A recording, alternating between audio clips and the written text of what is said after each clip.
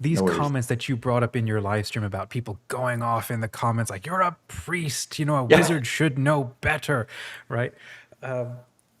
That right there, that's exactly why I started my community, Legend Fiction. And when I found Uh-huh. you doing your writing a fantasy fiction novel as a priest, and you craft Lego, and Hmm. you enjoy talking about Star Wars and Lord of the Rings, and you have channels dedicated to this, just had to reach out and say hi and learn more about you and your novel. So let's go right there, Father. Welcome to the Legend Fiction channel. We are a community of Catholic and Orthodox fiction-loving nerds, sci-fi and fantasy, stuff like that. And it seems like you are as big a nerd as we all hope to be. Yes, So definitely. let's go there. Let's talk about your novel, and then I want to ask a little bit about you and your background and why you love going to Comic Con. And um, you know, as I mentioned over a message, we're trying to create our own Comic Con for specifically Catholic and Orthodox to create awareness of the fact that we're also trying to be creative as well, and the fact that you deeply understand that space. Like, there's some fun conversation to be had there. Let's talk about your novel and that live stream that recently came out. What was it? A priest having fun writing a novel. Yeah. Recap that if you would, because people haven't yet heard all of that. Yeah, so I've always at heart been, I think, a writer. And even when I was a child, I loved reading fiction. I discovered Tolkien at a young age. Before that, Charlie and the Chocolate Factory. And those books were my refuge. I lived in those worlds. And I've always dreamed, but long before I wanted to become a priest, I dreamt of becoming, like, I don't know, a movie director or something like that, Mm-hmm. and also a writer. But then you start seminary and you're ordained, you're put in a parish, and it's like 24 hours per day. It's work, work, work, work. There's always too much work. There are Mm-hmm. too few priests, especially in my country. I'm from the Netherlands. Mm-hmm. And so for many years, I just didn't have the bandwidth, but also I didn't give myself permission to Yeah. spend time on something that felt so irrelevant, so outside of what priests should do. Mm-hmm. But over the last couple of years, my whole mindset around that has changed, and it was thanks to meeting actually fantasy writers. Yeah. I love to go to conventions, and we'll talk about that, Comic Cons and fantasy Mm-hmm. fairs, and so I just for my YouTube channel, I started to interview writers, and then the more I spoke with them, the more I was like, I should write a story, and so that's how the idea was planted. They told me, well, why don't you? I was like, I'm a priest, I can't do that. And then, anyway, and then a couple of months ago, it was in October of 2024. I went to Ireland for an entire month. I've worked for about 17 years in television, so I've always made my own documentaries, Mm-hmm. and I wanted to go to Ireland to film a documentary series about the Celtic saints and just go in the footsteps of these incredible men and women. And Ireland is an amazing country. It's so Mm-hmm. beautiful. I mean, the people are lovely, but the history is super interesting. So I was just on my own with my phone as a camera, and I started to just travel around and discover and interview people on these locations. And there was this, I remember this one guy. He was a field archaeologist, and I met him Mm-hmm. by accident because I was in a small fisher town, and I spoke with the local parish priest about my documentary. And he said, "Oh, you got to call that guy. He's amazing. He will bring you along." And so I spent an entire day basically like walking around on islands where you can only get when the tide is low, and you have to Mm-hmm. get off as soon as possible if the tide starts to rise. And he showed me all these places where these monks had lived, and he told me about their reputation. He said these were not just like very hermits living a very austere life. No, these were kind of celebrities. These were saints that could do miracles. They could protect the coastline against the weather, against pirates, even against sea monsters. They could multiply food, heal people. There was a holy well usually around near where they built their monasteries. Mm-hmm. And he said it's just incredible that we've forgotten all those stories, Yeah, because we absolutely. think of saints as like statues in a church, and that was it just it clicked. It's like, okay, but what if? I mean, we call it legends and myths, stuff that people made up to.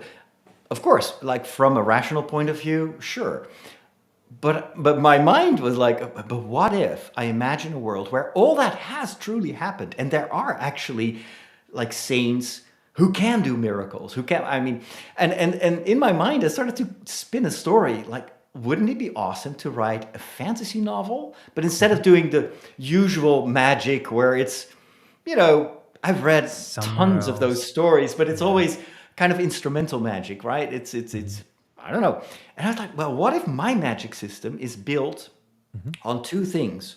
On those miracle stories. So the magic will be actually what you read in those old stories about saints.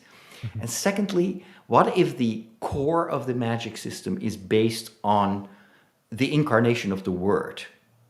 So it is a story about the magic of storytelling, and it revolves around a magic codex, the Codex Fabulae. So that's the codex of stories, and it is like the Book of Kells, but it's magic in the sense that everything that the monks write in that book can actually become a reality.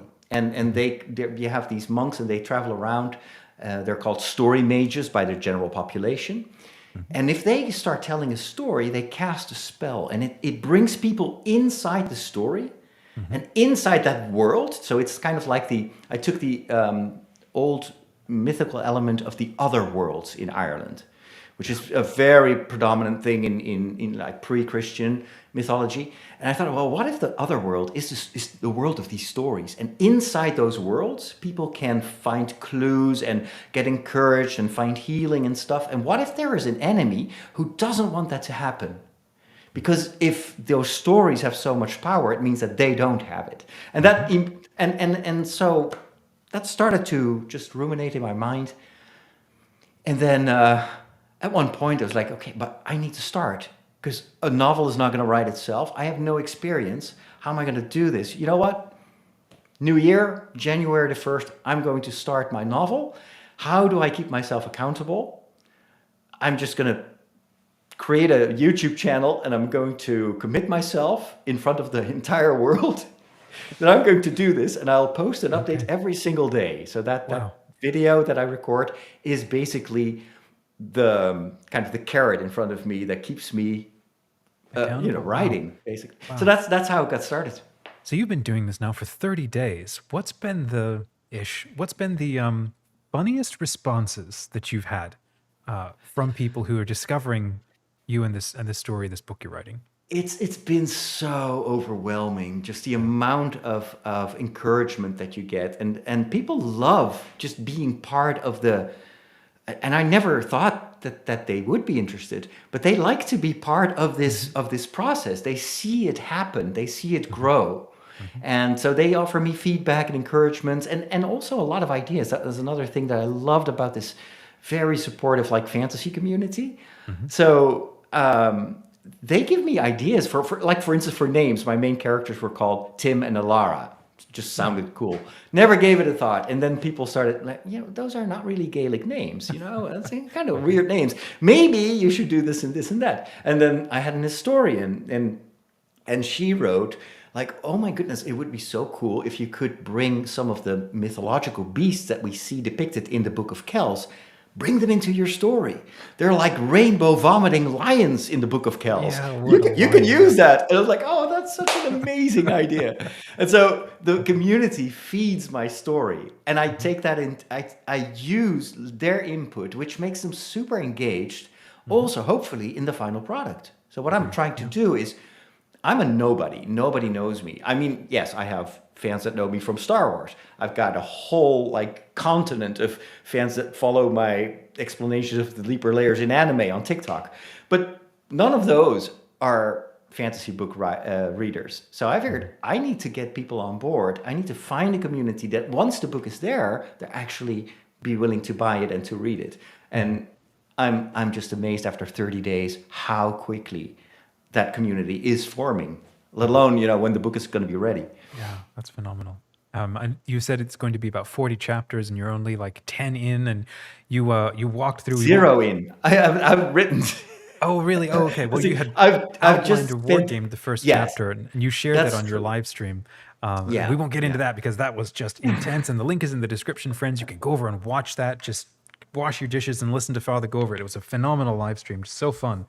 But the you said something interesting I want to come back to, which was how just being around other writers and they prompted you to start just put attention or think a little differently. Like, walk us again through that experience of why were you holding off from doing something that you kind of wanted to do and loved, and what was it that really got you to make a commitment to do something different?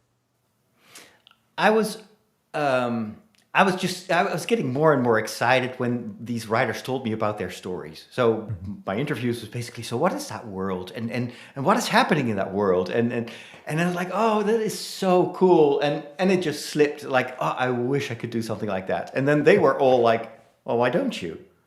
And I was like, but I'm a priest. I'm not supposed to waste my time on Yeah. that sort of stuff. It's like I felt like Luke Skywalker, and Uncle Owen, who is in my mind, tells me, yeah, I need you here to repair the moisture evaporators, and you can go to your friends and to what is it, Tashi Station when you're done working. And so it's this inner critic, and I think this is because of. Unfortunately, the stigma that fantasy, but not just fantasy, it's also science fiction and basically anything, video games, it's another thing. It's looked down upon. It's seen as a waste of time. It's not culture. I hear that a lot. And I think it is because in Catholic formation, you've got a lot of like intellectual Catholics, and it's just not part of their world. They don't care. I It's think you're like when right. I started with social media, like my first thing that I did on the internet was a Star Wars blog Yeah. about the prequels that had to come out. And I got letters from fellow priests that told me, go pray and go visit sick people. You're not supposed to waste your time on this. And like, Yeah. I thought they were right. And I think I've internalized that kind of inner critic for too much. And it's a shame because it's actually, the church has always been a space for creators. I mean, the Sistine Chapel would be just a boring meeting room if it hadn't been for a pope who loved these paintings and just go Yeah. ahead and threw some money at it. And why is it that nowadays in the Catholic Church we are so kind of like we're neglecting the arts, and we think that the only thing that truly counts is pastoral work, is prayer. I'm thinking, well, it's not either or. Right. It's because I pray. It's because I went to Ireland and I was like going to all these monasteries that sparked the creative um, energy, and vice versa. When I'm stuck, when I'm trying to write a book, I bring that into my prayer. And so I think we really need to like reconvert ourselves Agreed. to the arts, Christ in because media, Christ in culture. yes, I mean, and it is storytelling specifically is such a powerful tool to reach people's hearts and to talk about truth, about beauty, about all these Even important before it things. becomes a tool, it's a human thing. Before it's even like used for an Totally end, right. it's just a Totally right. human. I want to pull on a thread. Something you said, which seemed so interesting. You said we sideline stories and movies and media and games as not being a part of culture, and it sounds like you disagree, and I agree with you. Oh yeah. Oh, Explain why you would disagree. Help us understand that. well, it is. It's kind of like it brings me back to my first childhood trauma, where for Carnival we always dress up in the Netherlands, and I dressed up as Luke Skywalker, and then people were asking like, "Why are you like a martial arts guy?" And then nobody knew what Star Wars was, and Oh, one teacher had okay. the temerity to call me, "Oh, you're that guy who dressed up like a character from Star Trek," which was basically like someone would accuse me of being Buddhist or something like that. I was like, no. And it's this idea that fan culture, especially fantasy, cosplayers, those people are weird. Like I hear that all the time when I post stuff on Facebook, and then people that see me, but even my parishioners sometimes tell me, you hang out with all these weird people, and I'm thinking, you don't even realize that there are more people on that one fantasy festival during one day, more people in total than there are people that go to church on Sunday in the Netherlands. And let's pull on that. Okay, so why? Here's a thought, and I want to see where you go with this, right? We have the liturgy of the sacraments, where we dress up and we go through specific motions and Yeah, dance-like structures yeah. and rubrics. It's But then, cosplay. right, but holy and good, And then you Sure. have cosplay, I would say, is a form of secular liturgy around Absolutely. things that we hold Absolutely. dear and valuable. Would you go? What comes to your mind with that? What do you think about that? No, I think it is very akin. Our liturgical expression is a way in which, with our creativity, with all the arts, and it's music, it's word, it's poetry, it's everything at once. It's even like you say, it's choreography, it's dance. Mhm. All that together is a way in which we respond to the way God addresses us in His Word. And so it's a reaction of our heart. And what you see on those festivals is the same thing. It's this desire to be with friends and to show the beautiful stuff that you've made. If it's a costume, I've spoken to so many cosplayers, and you said that is an amazing costume. Why did you make that? And it's always like, I'm with my friends and I want to be at my best, and this is a way for me to shine and to Mhm. and all the other people are putting so much effort in their creations, and so I want to join that, and it's this explosion of creativity. I'm thinking, you know what? Isn't that so similar to why people go to church? It's the beauty of the liturgy, is this feeling like I'm not alone in my life, and there are other people, and they're creating this liturgy with me, and I mean it's shocking that I never see other priests on conventions like that, because for me, I have a conversation about faith within 2 seconds, because Mhm. people walk up to me and they ask me, Yeah. is that a costume, or are you Are you really? And LARPing? it's Yeah, like, yeah, no, exactly. I'm actually a real priest. This is just what I'm always cosplaying. And Yeah. then I was like, wow, that is so interesting. And you'd be I'm always surprised cosplaying. Oh, how that's funny. Yeah. many of these cosplayers, how many of these, people that love fantasy actually Mhm. are deeply religious, and many of Oh them yeah. actually even just go to church. It's just that it's associated with like paganism and like, but it's not. It's just regular people that like to Mhm. dress up and Yeah. just play a game, and Mhm. it's theater, Mhm. and I love that. Mhm. Agreed. Wow. What's been the funniest conversation you've ever had at Comic Con, where someone came up to you and asked you a question? The funniest thing ever was I was walking around. This was on a Comic Con. This was not on a fantasy festival, Mhm. and I spot this guy, and he's wearing a cassock, and he's got like a Roman collar, and he's got a crucifix in his hand.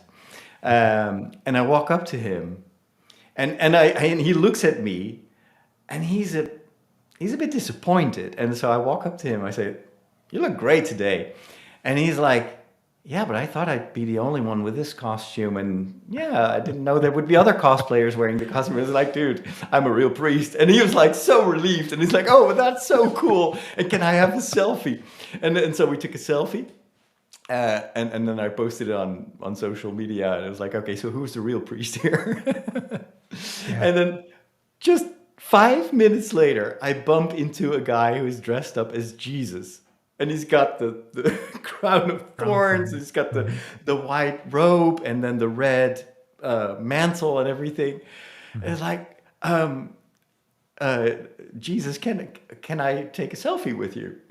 And I said, yes, yes, sure. And then I started a conversation with him. And it turns out I asked him, so why do you dress up like Jesus?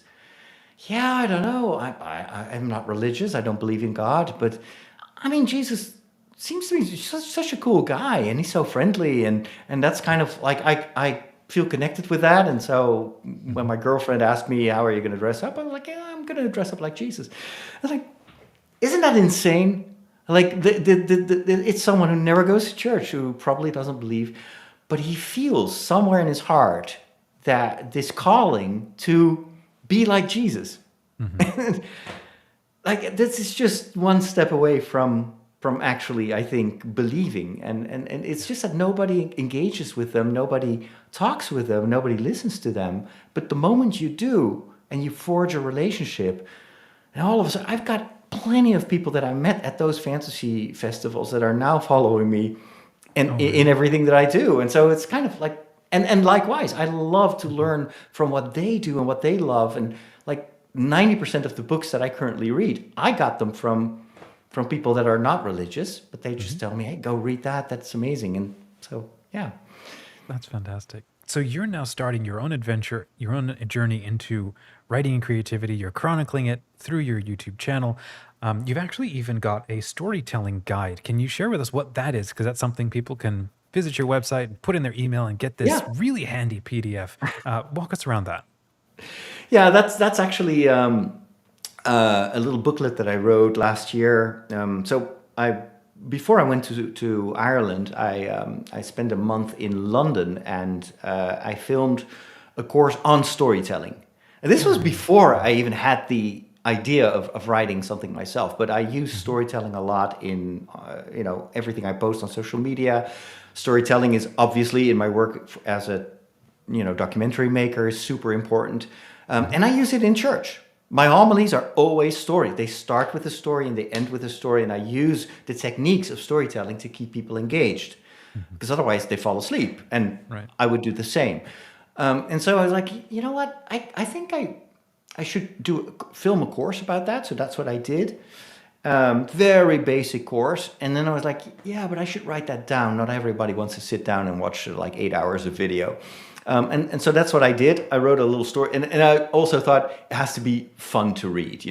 So let's start with the story. And so I made up a story about a dwarf who was, visited by an elf, and I don't even know what the story was about. And then I was like, okay, I need some pictures. If I had time, I would draw myself, but I'm not very good at it. So let's use AI. And so I tried out Copilot and just typed in, just wow. give me some black and white stuff. And Okay. at first it looked terrible. And then AI is a pretty rudimentary tool, but the art is in writing the right prompts and to iterate and to figure out, what gives the result that I want. And so I created some illustrations and And they're charming. They are so, you generated some really fun, it creates this wonderful it's theme throughout the whole thing. Yeah, I wanted to feel a bit like Tolkien, because that's my great example as a Catholic and a storyteller. And I had already written another booklet, which I'm going to put up back again on the internet soon, and that was called Lent for Little Folk. And it's basically 40 chapters, 40 moments from The Lord of the Rings and from The Hobbit, but it's a journey. This is the 40-day journey to Lent, and it starts with a moment that we all know from the story, and then I kind of build a bridge to what is Lent about, Wow. and That's and great. and then there's a question. But every day has like an image, an AI image, but it looks like it's like an etching, like an old-fashioned etching. And that kind of evokes those scenes from The Hobbit and from The Lord of the Rings. And so it's a lot of fun. And I wish I could do it myself. But for me, illustrations, I do this even with my current novel. I just type in some stuff. It's like, okay, give me an oil painting with some rough brush strokes of a monk, and put a dragon in the background who's chasing him. Oh, yeah, and put a nun there. And then it creates 4 images. 3 are totally ridiculous. And one is like, oh my goodness, I love that. And then oftentimes in those images, there are elements that trigger my imagination. So I started with a group of 3. Like I wanted to have like a Ron, Hermione, Harry type of trio at the core of my story. And then at one point I got an idea, well, wouldn't it be even better if it's like an RPG group? Like for those of you that are unfamiliar with games, it's like in a role-playing game, you usually work with a team, and every member of the team has a special talent. And I thought that would be such a great idea for, as like the heart of my story, gives me way more ability or room for interesting conversations and tension between the members, etc., and humor. And so I just typed in, well, show me what that could look like. Has to be monks, has to be a bit of magic, and then it gives me this picture, and I was like, oh. So I see the three main characters, Yeah. Yeah. and then I see two ladies, and I'm thinking, who are they? And just asking myself that question, who are they? And they're sisters. Yeah. And you know what? They're not Christian. They're pagan. And they come from this ancient, like, Celtic mythology. And for them, that's their belief. And I'm going to put them together, and you have this interesting interaction, and they too have some kind of magic. And then, it created like 5 extra chapters all of a sudden. And just one image. Right. That's how I love to work. Absolutely. There's a whole conversation. That's exactly what I do in coming up with novels is get help generating characters and the seeing things that you could have never seen or imagined otherwise. And then it prompts entirely new directions or surprising clarity around things. What's your process as you're trying to write every day and you've got all of your own commitments and everything else that you're already doing and you're trying to keep carving out, I imagine, a little space of time. How do you do that? How do you detach from things and focus down? And what do you expect from yourself? And what is that like for you?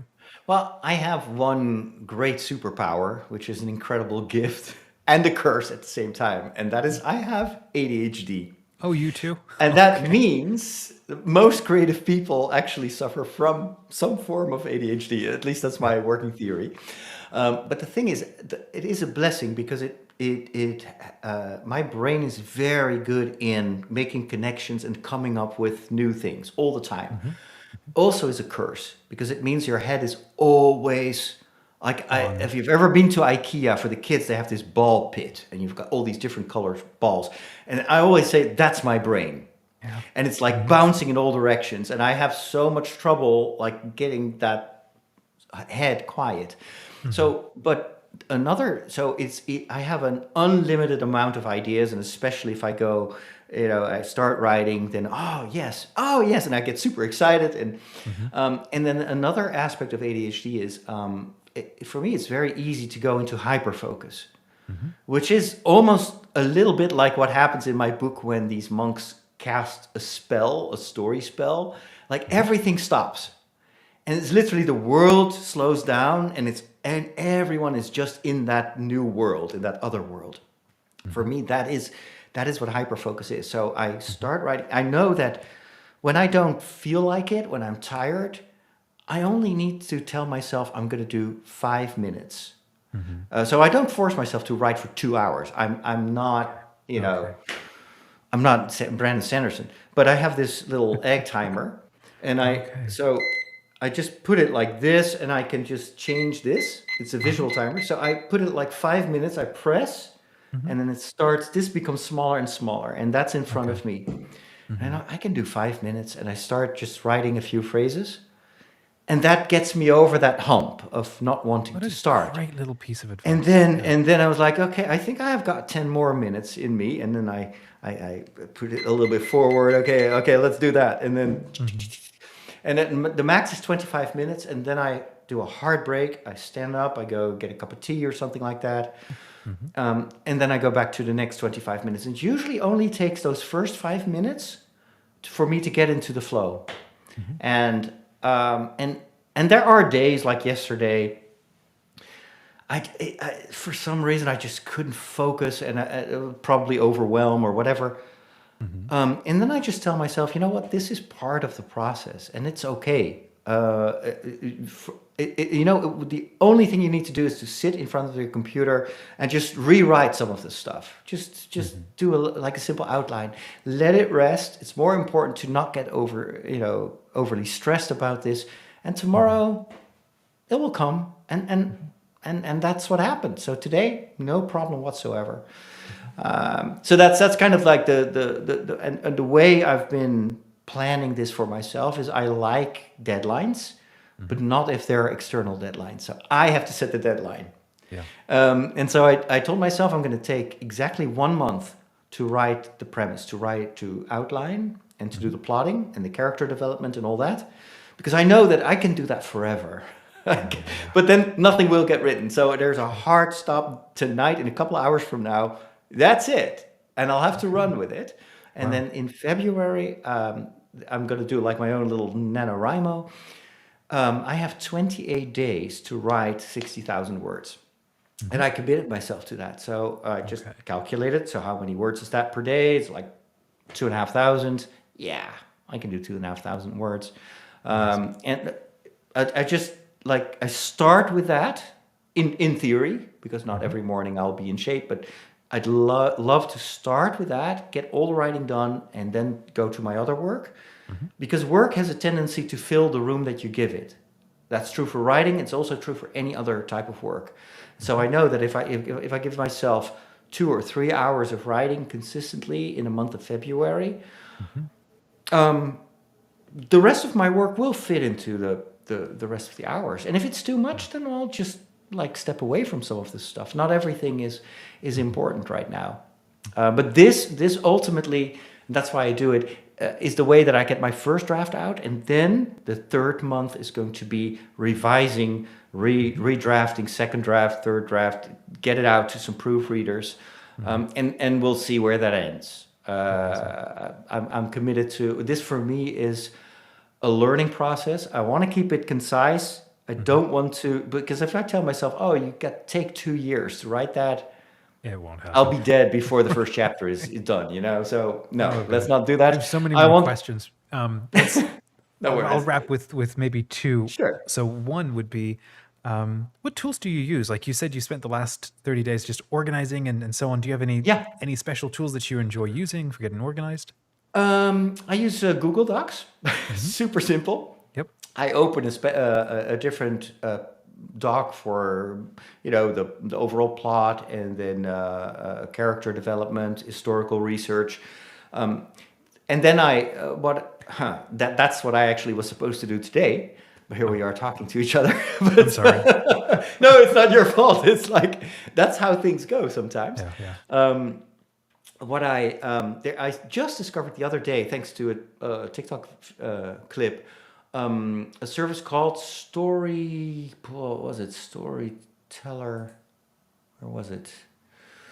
I always have too many tabs open, which is also very ADHD. Something with story. Anyway, it's an online service. Story And it maybe? No, because you have to pay for that. It's free because I'm Dutch, and we like free stuff. Well, where was it? Story Planner. There you go. It's called Story Planner. Okay, I'm gonna have a look at And that. it's got a free option, and you choose a plan.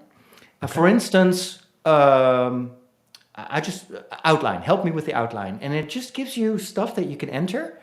And then at the end, it generates a PDF or a text file with everything. But it has all the categories that you need to check. Wow. But it has like templates for every step of the way. And it's free, because every time you want to start a different aspect, you have to save your own stuff and then start anew. If you pay, you can use them all at the same time. But so that's what I'm intending to use for the final outline of the story. And if it's not finished, then it's not finished. I'll start writing, and I'll just do it like in between the writing of the pages. But I need to start putting out pages 3-4 per day, and then we'll see from there how far we get. That's awesome. A tool that I have found invaluable over the last couple of years has become ChatGPT, and for using it as a brainstorming buddy. And it's almost dangerous because it can give you too many ideas. And you're right, that ADHD just goes everywhere. Final advice, what would your advice be, partly to yourself? I mean, here's one thing I'm hearing from what it seems like you're saying. This is also a bit of a healing process for you yourself, maybe your inner child, or something that you have wanted to do. What recommendations or advice would you like to leave with nerds or authors or students, or even other adults who have put this off or are not sure how to get into it, but are really pulled by this, and there's something that they love, and maybe it can be a vocation for them? What would you like to encourage them with? I tell them what I've told myself, and that is you cannot be creative unless it's God who is working through you, because God is the creator.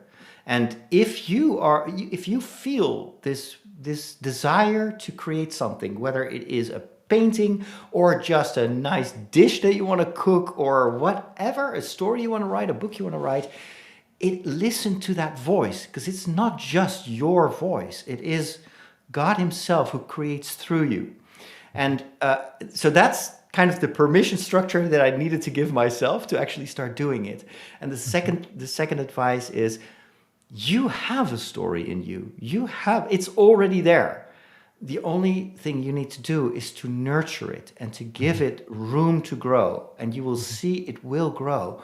But if you never plant that first seed, if you never start watering it every day, it won't grow. It will just stay and as it is, and it's just waiting for you to attend to it. And that's what I would encourage you to do. Just look at it as if it's like a little mustard seed. Don't think of the big tree you hope it's going to be. It's not important. That's even not entirely your work. Just like a plant does not grow by the virtue of the seed itself. It needs the sun, it needs the rain, it needs the soil and everything. And so your job is to be the gardener and to attend to that little seedling and protect it with your time, with your dedication, and you will see it grow. And once it starts to sprout, and you see the first flowers or the first fruits, that's where you get the energy to bring it to completion. But the hardest part is the starter, is like getting from this little seed to the first seedling. But once you're over that, I think you will get the motivation to keep going until it's finished. And if not, just let us know and let you know, because we're here to cheer you on. Agreed. I think it's that right there, right? That's exactly what happened for you. It is exactly what happened for me too. Was I hadn't written for ages, and then I realized I was lonely. This is about 3-4 years ago, and I thought, what if we create a writing community and we just gather together, and everything that we talked about in this conversation, everything that's on your heart, the kind of things that you love, that is the kind of thing we're trying to build with our community at Legend Fiction. Cool. So, friends, in the description, you'll see a couple of links. One is a link to Father's live stream. You have to go and watch that. It's the live stream that prompted this conversation, and it's incredibly fun. 2, subscribe to his channel. It's linked in the description. And 3, come and check out Legend Fiction and our community. It's incredibly warm and friendly, and we create that space where we can cheer each other on. Because if you're not sure yet how to write, or honestly, if you want to develop any talent, go and hang out around people who are doing that thing. And just by being around that, things just start opening up, and little shoots start growing and things start flowering. And all of a sudden you find yourself doing and writing and creating in ways that you couldn't expect. It's exactly what happened for me. Sounds like it's what happened for you too. And I know it's happening for members of our community who have said stuff like, I've written more in this past year than the last 5 years of my life. I'm tripling my output. Largely just because we're cheering each other on, and we're having trying to have an incredible ton of fun, and things are very dramatic and epic. That's why we picked Legend Fiction. So till next time, thanks again, friends. Keep writing. May the lore be with you.